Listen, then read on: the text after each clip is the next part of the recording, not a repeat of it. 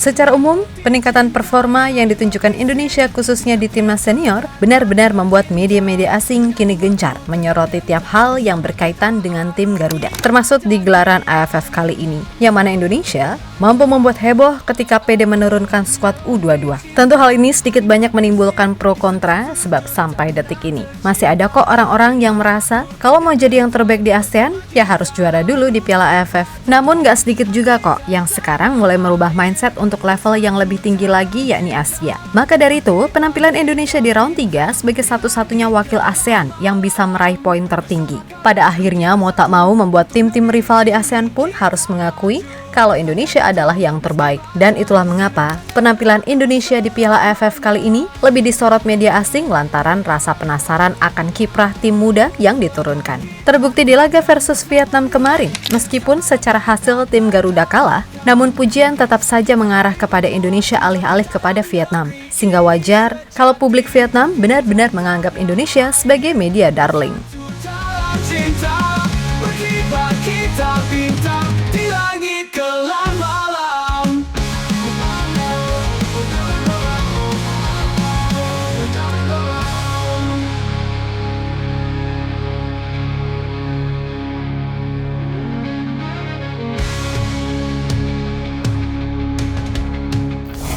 Secara level, kalau Indonesia diisi nama-nama terbaik, maka harus diakui kalau itu buat mengangkat tim di level Asia. Itulah kenapa Mimin pikir keputusan PSSI dan Coach Shin untuk menurunkan skuad U22 di Piala AFF rasanya bukan sebuah keputusan yang sepenuhnya salah.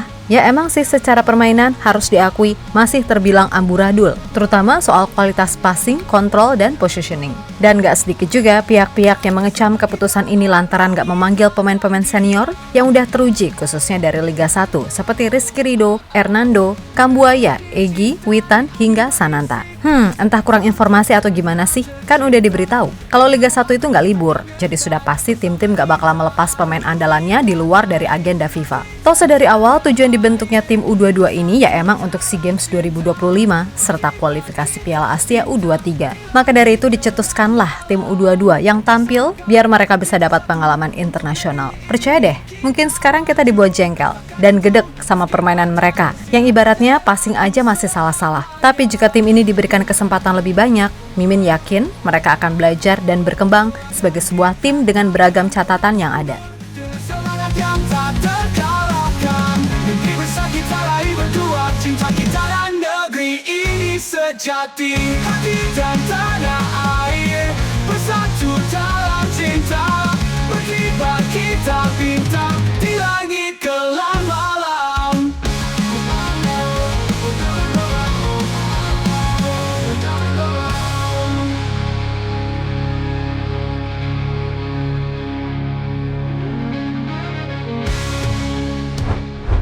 Ya pada dasarnya, yang utama dari tim ini adalah dibentuk dulu mentalnya, agar nggak jiper ketemu tim yang di atas kertas lebih kuat. Barulah kalau mental udah terbentuk, skill pun pelan-pelan bisa dikembangkan. Dan itu terlihat kok di laga versus Vietnam. Bayangin aja, main away dengan jarak istirahat cuma 3 hari. Kemudian melawan pasukan Nguyen yang tampil dengan skuad terbaik. Kita masih bisa melawan kok, dan membuat mereka frustasi. Bahkan di babak kedua, Indonesia punya beberapa setengah peluang untuk mencetak gol. Dan meskipun akhirnya kalah 1-0, tapi dirasa secara kolektif, terutama dari sisi fighting spirit, tim ini mampu mematahkan prediksi dari banyak pihak kalau mereka bakal dibantai di kandang Nguyen. Nah, melihat realita yang ada, wajar jika meskipun Vietnam yang menang, namun pujian besar malah disematkan kepada Indonesia. Seperti yang ditulis media ESPN yang menyebut penampilan tim muda ini sebagai penampilan yang gagah dan berani. Maka nggak heran, entah masih sebel karena nggak dianggap atau gimana, publik Vietnam benar-benar menjuluki Indonesia sebagai media darling. Lantaran ya mau gimana pun, sorotan selalu aja mengarah kepada timnas Indonesia. Nggak di round 3, AFF, atau bahkan turnamen kelompok umur. Pokoknya Indonesia selalu jadi headline yang menarik untuk dibahas. Yang sabar ya Nguyen.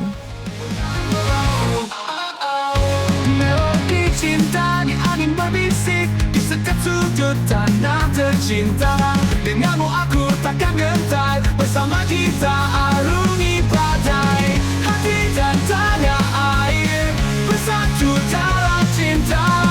Berkibar kita bintang di langit kelam malam. Bersama kau dan aku kita satu untuk negeri ini.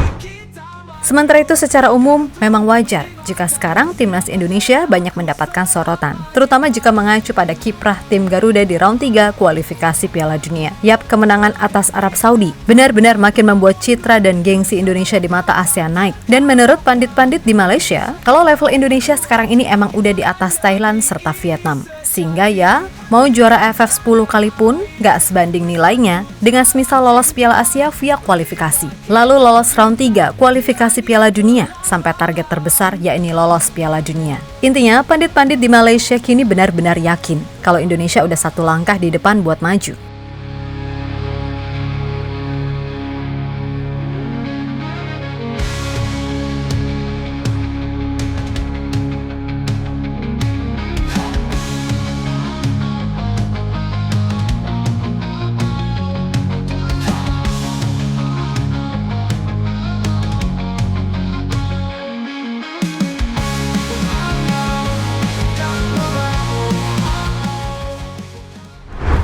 Yap, terlepas dari apapun, semoga saja grafik tim Garuda di Piala AFF bisa terus meningkat.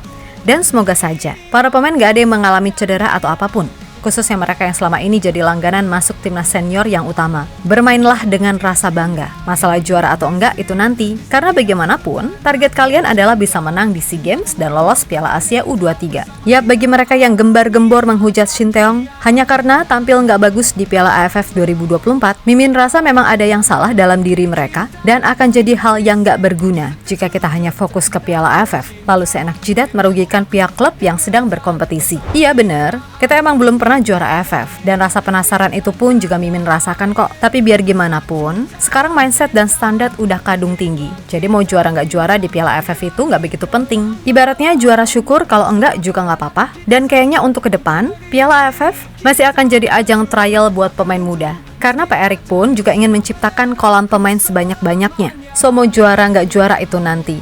Yang penting dalam hal ini, benahi mental dan teknik dasar. Kalau itu semua udah bener, pasti kok ke depannya piala akan datang. Tapi kalau mau cepet, ya udah beli aja di pasar, kan gitu. Dan untuk saat ini, ya mending gini, nggak juara AFF tapi bisa konsisten lolos Piala Asia. Daripada kayak Singapura, juara AFF 4 kali tapi nggak pernah lolos Piala Asia via kualifikasi. Intinya, ini soal mindset. Kalau mindset kita masih ubrek aja di ASEAN, ya udah sampai lebaran kucing juga bakal gitu-gitu aja. Tapi kalau kita orientasinya udah mengarah ke Asia atau bahkan dunia, ya elah Piala AFF pasti kok gampang didapat karena secara tak langsung para talenta-talenta yang ada khususnya yang muda-muda ini jadi sadar dan melek realita. Jika mau masuk ke timnas Indonesia, sekarang nggak bisa cuman modal gocek-gocek lari kenceng. Ya mudah-mudahan apapun itu hasilnya bisa bagus untuk sepak bola Indonesia sekarang, besok dan seterusnya. Amin ya mujibah sailin. Kita Garuda.